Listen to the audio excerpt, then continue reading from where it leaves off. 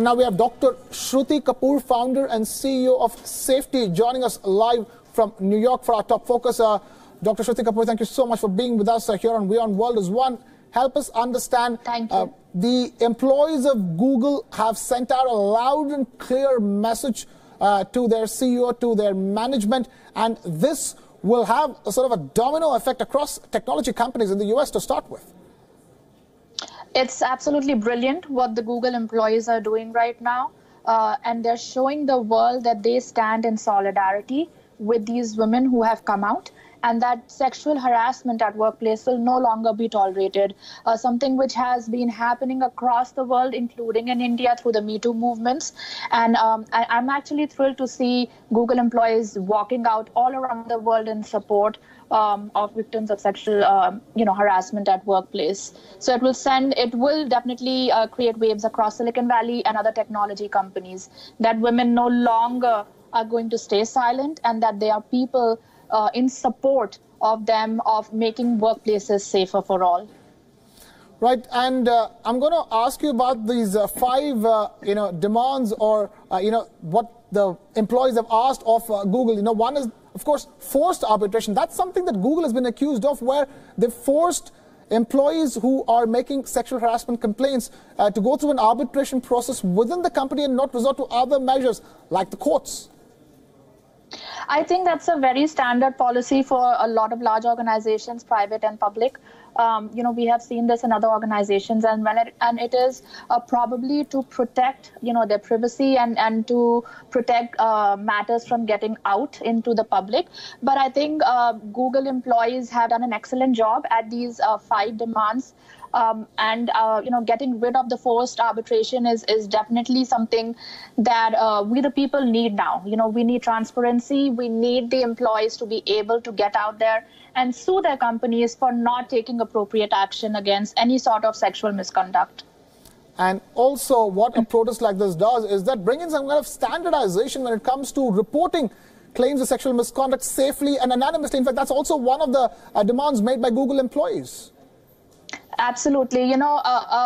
When large companies like Google, which have more than 3,000 employees across the world, the employees are standing in solidarity today, asking for the company to make changes in how they handle these cases. I think it sends a signal to a lot of other companies out there that that there needs to be standardization of how these cases are reported, how these cases are even investigated, and finally that the employees need to know how, with full transparency as to what the reports are of these investigations. And I think, again, a brilliant job to the Google employees for finally speaking out. These sexual harassment cases have been happening for years. We have known a lot of women, who have been harassed in the tech space and other spaces. And so they're doing a brilliant job right now. If they're standing in solidarity and speaking out against these, cases of sexual harassment. Now, people in India's capital, Delhi, woke up to a very hazy morning as pollution levels continued to edge up and emergency measures came into force. With minimum temperatures touching 16 degrees Celsius in the morning, visibility was limited as well. The air quality index, or AQI, in Delhi touched 392 at 9 a.m. in the morning itself. That is in the very poor category, and soon enough it crossed over the 400 mark to be termed severe. 10 areas in Delhi recorded severe air quality, while 23 areas recorded very poor air quality. Gurugram recorded severe air quality at 416 on the air quality index, while it was below 400 or very poor in Ghaziabad, Faridabad, Noida and Greater Noida. State pollution control bodies have been directed to initiate criminal prosecution against violators of air pollution norms, while the Delhi government said it was fully prepared to implement the odd-even scheme to regulate private vehicles when needed.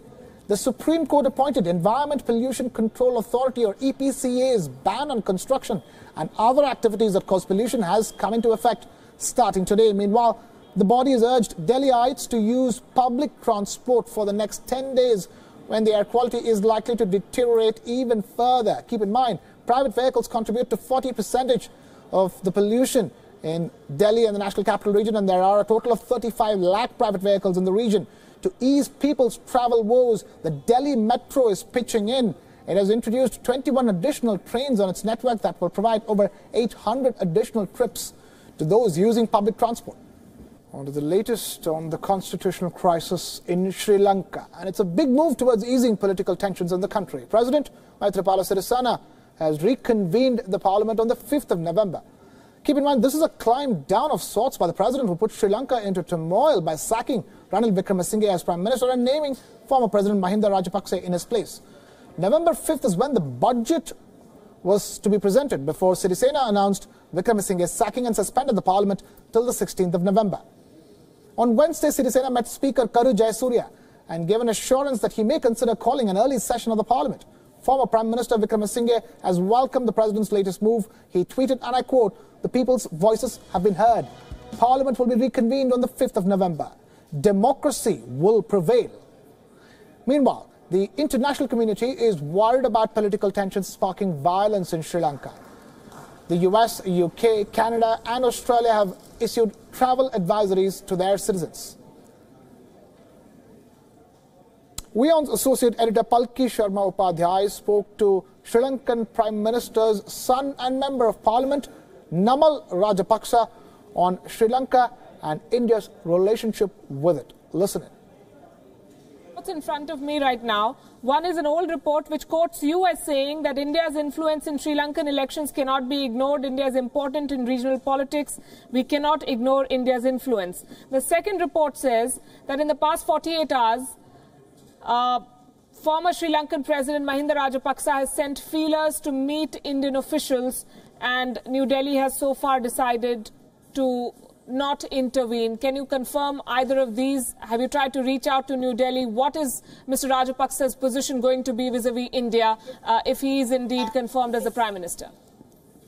Well, I think the second question should be asked by the Foreign Ministry, because the Foreign Ministry is not in a say. So it's up to the Foreign Ministry and the Foreign Minister to decide on which state, on what are the official and state official visits that the Prime Minister is going to visit. But yes, of course, Indian influence in the region is very important, and the coexistence, the relationship between India and the region is something that we were always interested in. And India has to play a bigger role when it comes to our region development and to uplift the lives and to do infrastructure projects in the region that we always believe.